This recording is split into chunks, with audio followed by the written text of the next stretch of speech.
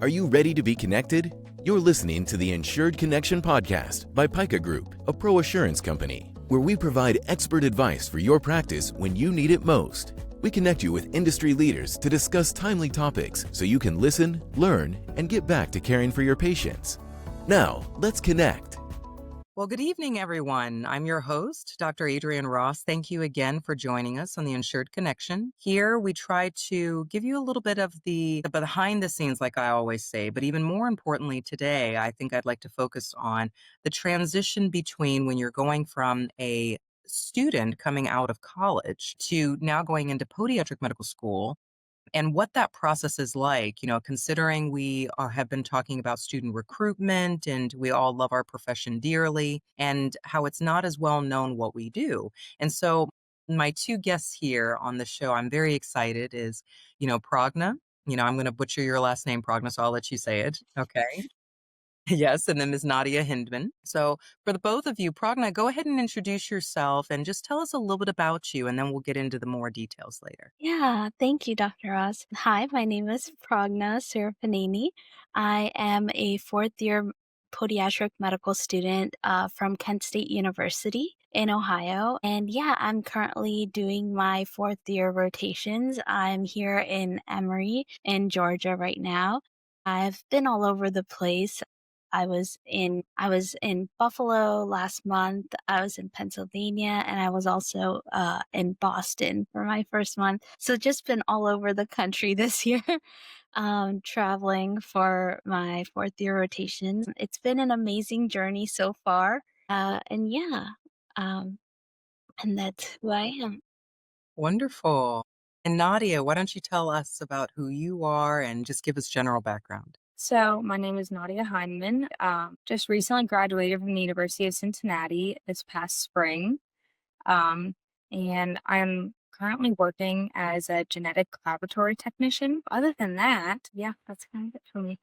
Well, let me ask the two of you, because we're going to have a lot of good back and forth is right now a big topic is, how are people finding the profession? But the step before that is how did you know you wanted to go into medicine or why are you even fascinated by medicine? So Pragna, I'll start with you. Yeah, so for me, going into medicine, like the interest of going into medicine or anything just in general healthcare wise, started when I was a little kid. So I had an incident happen in my family. So my uncle, actually, when he was very young, I was around 4 years old, he got into an accident and unfortunately lost his leg in that accident.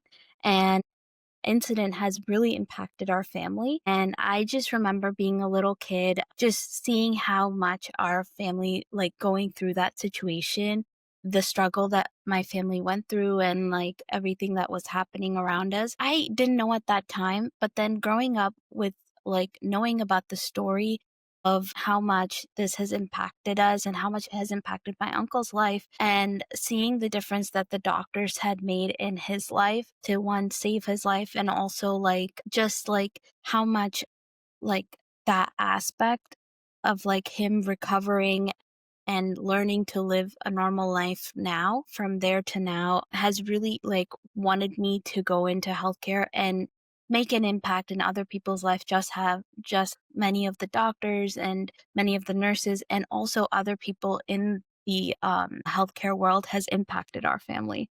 So I wanted to always go into healthcare, and then I started like going into like high school, just learning about like science and like doing anatomy and all of that has really piqued my interest. So I started like shadowing different specialties. I've shadowed MDs, I've shadowed DOs, I've shadowed DPMs. I just wanted to like learn about healthcare in general. And I've also shadowed like physical therapists, occupational therapists, just to see what I really liked.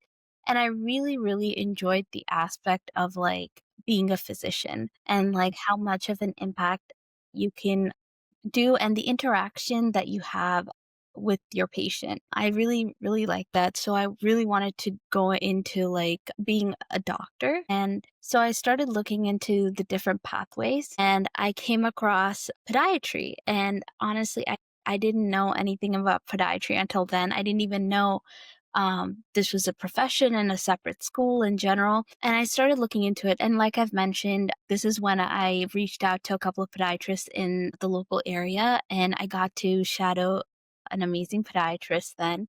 And I got to see the kind of impact that like podiatrists really do on people. And it got me back to thinking about the incidences that happen in my family. So yes, my one aspect of it was my uncle who has been through that accident, but another is my grandfather who actually suffered with diabetes for a very long time, and he's gotten a few toe amputations. This was in India, and at the time we actually had no clue what like diabetic foot care was or how important it is. And I feel like there's a lot of people like in the community that don't know a lot about diabetic foot care, and there's not much of an awareness about it. So I just saw the impact that this podiatrist was doing in many of the diabetic patients, and I just like felt like if I go into this, I can actually go back and give my community, like where I grew up, like care for diabetic foot care and maybe more education about diabetic foot care and how you can take care of it. And also, like researching more about it, I realized like podiatry, the scope of practice is amazing. Like, you can be in clinic, you can also do surgery. And I love the aspect that when you get your patient from beginning to end, you will be with that patient. You're the one helping them with anything in aspect to foot care. And that just really fascinated me. Like what you're hearing? Go ahead and subscribe so you never miss an episode again. Now, let's continue to connect on today's topic. Yeah, so it's interesting. That comes up a lot. I Mhm. hear residents say that oftentimes, where a lot of times the podiatrist can be almost like the primary care doctor and then ends up being the surgeon later. Mhm. So you mentioned something that made me think about just kind of personal relationships. I mean, you mentioned your grandfather. Nadia, I know that you were very close to your grandfather. Very. Very, very close, and he had him and your grandmother, but your grandfather was a big impact on your life. And so I think sometimes even not direct relationships of something maybe medical that happens, but just the fact that we feel like we are others' caretakers. So Nadia, tell us a little bit about kind of your story and how you became in love with medicine, so to speak. Well, it also started for me in a somewhat similar sense when I was a very young girl. My grandmother was diagnosed with leukemia, and she spent a few years in the hospital and has since been long recovered. But just, I spent a lot of time visiting her in the hospital when she was going through all of this, and I got to see how much the doctors and everyone else in the healthcare field helped her, worked with our family. I mean, even us as children, we weren't just pushed to the side. Even the doctors and nurses, et cetera, made a point to talk to us and explain what was going on and make us feel comfortable as well. And I think just without even realizing it at a time, that kind of set me on a course of I want to be able to help people in that way. I want to be able to hands on make somebody's life better in a Mm, way. Yeah. yeah, And I that's think just it's something that I'm a very hands-on person and I love interacting with people. Just in general, I love interacting with everybody, random people. And so I think it would give me a great opportunity to do that as well. that's great. And how did you come to the decision that you were going to go into medicine? I mean, obviously, what were some of the courses you took in pre-med and, like what was a little bit of your journey while you were in college? So I took a good mix of pre-med classes, mainly my anatomy class was just not to be too cliche, but it was fascinating to me. It was just learning about the human body in such an in-depth way. And, when you get those opportunities um, to see things like a pig's heart or a sheep's brain or something like that. But I just was fascinated by learning the anatomy of the human body and just knowing how things worked and how they work together. So that was definitely a big one for me. And so I know Pragna had talked about that she had spent some time with a podiatrist. And Nadia, I know you've been at least, I know, with me at Yes. one point and spent some time. So did it shock you kind of what we do in podiatry, or how did that kind of impact your view of it? I didn't realize how in depth podiatry went. Honestly, I thought it was more of a, oh, I'm gonna lose my word for it. I'm totally blanking out on this word. What is the other specialty that works with bones and Orthopedics. Yeah. orthopedic? That was a total blank. But yes, I thought that a lot of the stuff that you do with podiatry, I thought was more of under the umbrella of orthopedics, but it's not. That's podiatry, and I think that's really cool. I was able to learn that, and it definitely broadened my scope of seeing what podiatrists can do. But to the same point, when you did some shadowing, how did that change your perspective? And did you know a lot about podiatry, or was that kind of an aha moment for you as well? So yeah, I will have to say, Dr. Ross, when I went into shadowing, I did not expect what I was gonna see. When I was searching the internet about this, I didn't really see much. I feel like it's very misleading sometimes when you're reading about it. So all I saw was, yeah, they do basic foot care, like, maybe trimming toenails or stuff like that, which is like kind of like a stereotype kind of thing, I feel like. And then when I actually went in, I got to see the wide variety of things that podiatrists do. Like, for example, like we had a person come in with, she was a hairdresser and she was literally having pain in her feet for the longest time, did not know what to do.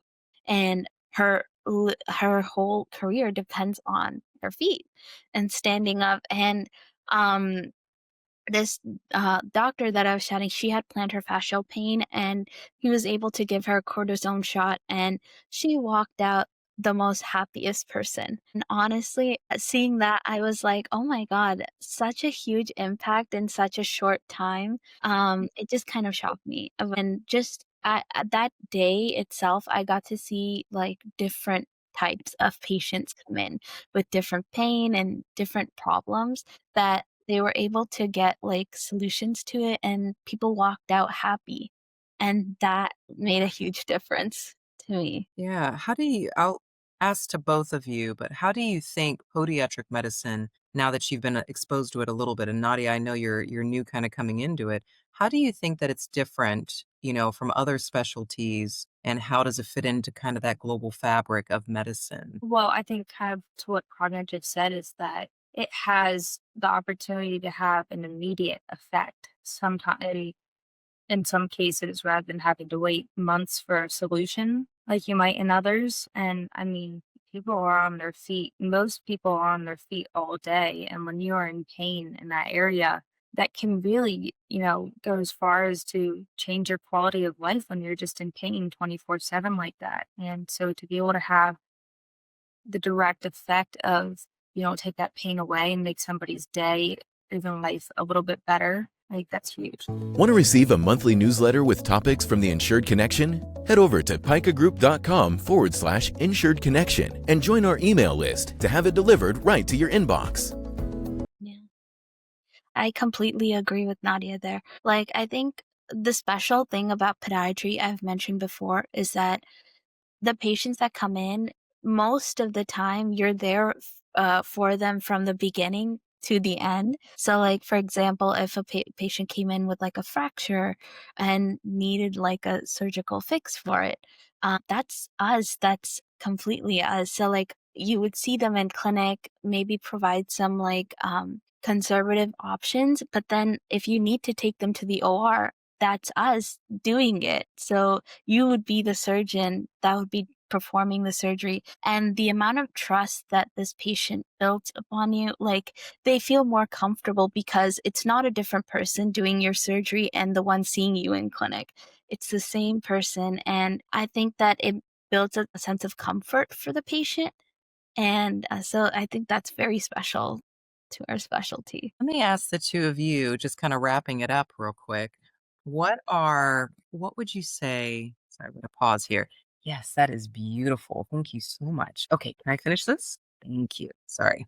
My 4-year-old is showing me her Waldo book. I'm like, I don't know how I'm going to she's not gonna go away unless I actually look. Okay, back on. It's interesting is because I'm curious about how we can improve the way that we brand the profession, because I just came from a meeting. It's a diabetic limb preservation meeting at Emory, where it's infectious disease, vascular surgery, podiatric surgery.